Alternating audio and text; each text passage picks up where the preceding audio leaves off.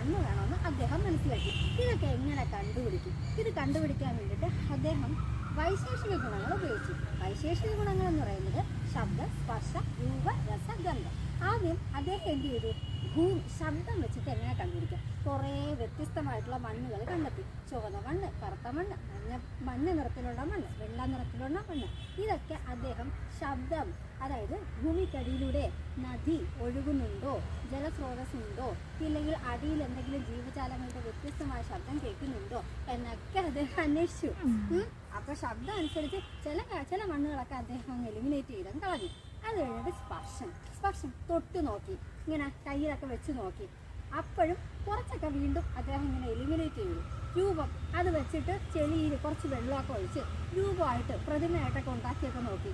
Okay, അതിലും ചിലത് ഇരിക്കുന്നില്ല. അതുകൊണ്ട് അദ്ദേഹം എലിമിനേറ്റ് ചെയ്ത് കഴിഞ്ഞു. ഇനി രസം എങ്ങനെ വരുന്നത്? ടേസ്റ്റ് ചെയ്ത് നോക്കാം.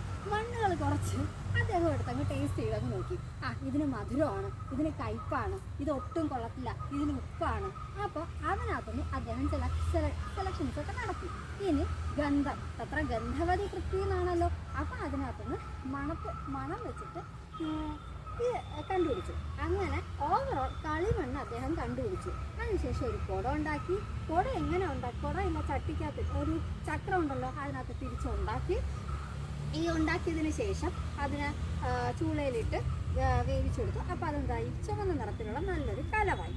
ഇനി എന്താ വേണ്ടത്? കിണറിൻ്റെ മാതൃകയിലുള്ള ആ നീളത്തിലുള്ള കമ്പി വേണം. അപ്പം അഗ്നിവേശനവും വേലനും ജദുകർണനും ഒക്കെ ഉണ്ടായിരുന്നല്ലോ. അവരോട് പറഞ്ഞു, നിങ്ങളിത് തുളയിട്ട് ശരിയാക്കി. അപ്പോൾ വേലൻ വന്നിട്ട് പറഞ്ഞു, അല്ല ആചാര്യ, ഇതൊക്കെ സിമ്പിളായിട്ട് ചെയ്യാവുന്ന കാര്യമില്ലേ ഉള്ളൂ, ഞാൻ ഇപ്പം ചെയ്തു തരാമെന്ന് പറഞ്ഞ് ഒറ്റക്കൊട്ട് അത് പൊട്ടി അങ്ങ് പോയി.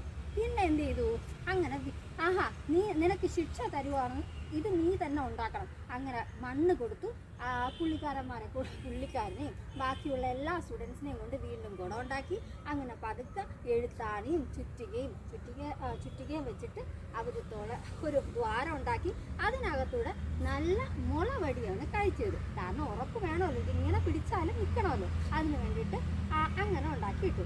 ഇനി അദ്ദേഹം വിചാരിച്ചു, നമ്മളിപ്പോൾ ചില ആൾക്കാർ വിചാരിക്കും ആകാശത്തുമല്ല ഭൂമിയിലുമല്ല, അപ്പം കരയിലുമല്ല വെള്ളത്തിലുമല്ല, ആകാശത്തിലുമല്ല വെള്ളത്തിലുമല്ല, ഇതിൻ്റെ ഇടയിൽ വെച്ച് കല്യാണം നടക്കണമെന്നോ ഇല്ലെങ്കിൽ അവിടെ വെച്ച് ബർത്ത്ഡേ ആഘോഷിക്കണമെന്നോ ഒക്കെ ആഗ്രഹിക്കും.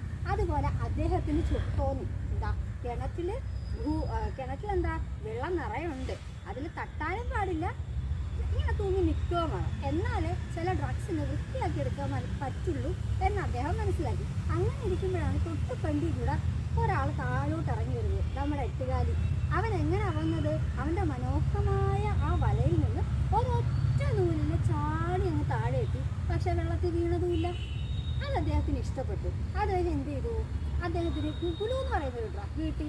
അതുപോലെ കബർക്കം എന്ന് പറയുന്നൊരു ഡ്രഗ് കിട്ടി. ഇതിനൊന്ന് വൃത്തിയാക്കാൻ വേണ്ടിയിട്ട് ഒരു കിഴി കെട്ടി, ഹോട്ടലിൽ അത് കിട്ടിയിട്ട് ഈ കമ്പിനകത്ത് ചുറ്റി വെച്ചു.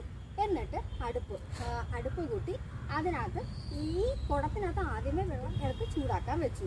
അപ്പോൾ ഇത് വെള്ളത്തിൽ ഈ കലത്തിൻ്റെ അടിയിൽ തട്ടാൻ പാടില്ല, പക്ഷെ മുങ്ങി നിൽക്കണം.